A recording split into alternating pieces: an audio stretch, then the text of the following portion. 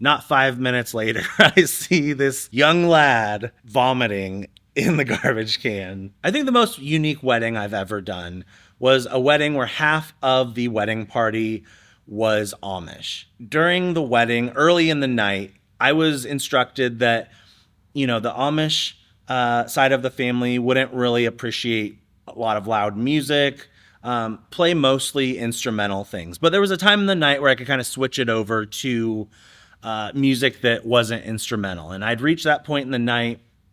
So I threw on Maroon 5. I threw on this Sugar by Maroon 5. And not 2 minutes later, the father of the groom walks up to me and he said, "Hey, this music's really offensive to us. We don't listen to rock and roll music. Could you please turn this down and maybe put something different on?"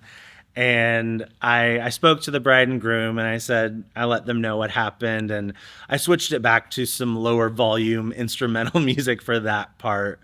But I think the highlight of that night for me, after a lot of the older Amish people left, there were some younger Amish people there who I believe were going through what they call Rumspringa, which is where they can engage in some activity that might be outside of the Amish traditions or things that they shouldn't be doing, but it's their time to explore and see if they want to still be a part of the Amish community, which I think the goal is they get it out of their system and then they go back to their Amish life and that's how they want to live the rest of their life, which is awesome for them.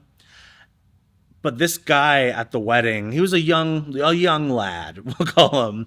He drank a lot. And I could tell throughout the night he was drinking a lot, getting a little more wild. And like I said, it was a wild wedding. There was a lot of people dancing and going crazy. And it gets to a point where